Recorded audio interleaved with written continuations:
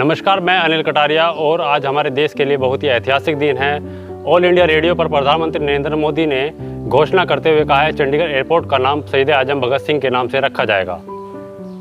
आज हम पहुंचे हैं सहारनपुर के आवास विकास में, जहां पर शहीद आजम भगत सिंह का आवास है। उनका परिवार यहां पर रहता है। हमारे साथ बातचीत करने के लिए उनके परिवार के सदस्य हमारे साथ हैं। उनके भतीजे हमारे साथ किरण सिंह जी हमारे साथ हैं। उनसे जानेंगे कितनी खुशी है उनको शहीद आजम भगत सिंह का नाम चंडीगढ़ एयरपोर्ट के नाम से रखा गया है। जी, बहुत बहुत स्वागत है आपका। बहुत धन्यवाद, और सारे ही श्रोताओं के लिए भी मेरी तरफ से बहुत बहुत अभिवादन। आज वाकई एक ऐतिहासिक दिन है जब भगत सिंह जी की 115वीं जयंती से पूर्व प्रधानमंत्री नरेंद्र मोदी जी ने ये घोषणा की कि चंडीगढ़ के एयरपोर्ट का नाम शहीद आजम भगत सिंह के नाम पर रखा जाएगा। इस चीज़ की मांग विगत 15 वर्षों से, जब उनकी जन्म शताब्दी मनाई गई थी, तब से की जा रही थी। और ये समाचार देश भर में उनके जो प्रशंसक हैं, परिवारजन हैं और स्वतंत्रता सेनानियों के परिवार हैं, उनके लिए बहुत ही आनंददायक है।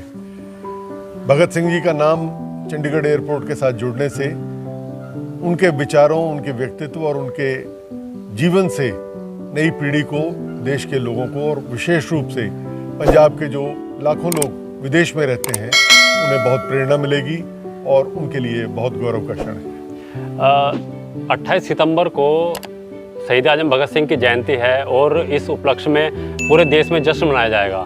शहीद आजम भगत सिंह को आज तक संविधान में शहीद का दर्जा तो नहीं दिया गया, लेकिन उनके नाम से चंडीगढ़ एयरपोर्ट का नाम जरूर रखा जा रहा है। कितनी खुशी आप देखते हैं? बहुत खुशी है जी।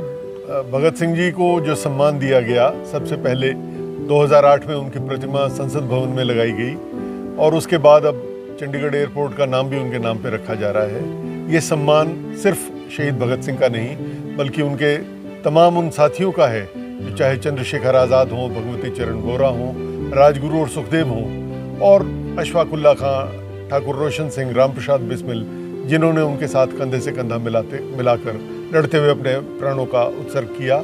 ये उन सभी लोगों का सम्मान है और इससे बहुत प्रसन्नता है। ये एक ऐतिहासिक क्षण है और देश की आने वाली पीढ़ियों को ये प्रेरणा देगा। इस चीज़ की पूरी हमें संभावना है। जी किरण जी से आपने एक बात कही है कि देश के आने वाली पीढ़ी को ये प्रेरणा देगा। देश का जो युवा है नशे की तरफ धकेला जा रहा है और लगातार पंजाब से ही आज़ादी की शुरुआत हुई थी और शहीद भगत सिंह जी ने आज़ादी की शुरुआत की थी। जलियांवाला बाग चाहे कांड हो, चाहे और तमाम तरह आज़ादी में उन्होंने अपना सहयोग दिया हो। युवा पीढ़ी लगातार नशे की तरफ जा रही है, तो आप क्या संदेश देना चाहेंगे शहीद भगत सिंह की आज़ादी? पिछले बहुत वर्षों से धीरे धीरे स्वतंत्रता सेनानियों के योगदान को और विशेष रूप से क्रांतिकारियों के योगदान को सरकारों ने थोड़ा भुलाना शुरू कर दिया। पाठ्यक्रमों में से उनके पाठ हटाए गए या बहुत छोटे कर दिए गए। इससे नई पीढ़ी को उन शहीदों के बारे में, उन क्रांतिकारियों के बारे में बिल्कुल जानकारी नहीं है। अगर उनकी जीवन चरित्र नई पीढ़ी के सामने आए तो उन्हें पता लगेगा कि एक ऐसे युवा वर्ग था जिन्होंने बिना किसी स्वार्थ के अपना तन मन धन सब देश के लिए न्यौछावर कर दिया। भरी जवानी में वो परिवारों को छोड़ के फांसियों पे लटके। तो मैं अपील करूंगा सरकारों से कि वो इन शहीदों के बारे में नई पीढ़ी को अवगत कराए। अगर इन क्रांतिकारियों और सेनानियों, शहीदों के बारे में वो पढ़ेंगे तो निश्चित रूप से वो समाज में आई इस बुराई को दूर करेंगे और नशे की लत छोड़ के वो एक अच्छे भारत के निर्माण में अपना योगदान करेंगे। देखिए, ये थे हमारे साथ शहीद आजम भगत सिंह के भतीजे किरणजीत सिंह सिंधु, जिन्होंने साफ तौर पर कहा है कि अगर सरकार इस ओर थोड़ा ध्यान दे तो हमारी जो युवा पीढ़ी है, जो नशे की तरफ धकेली जा रही है, वो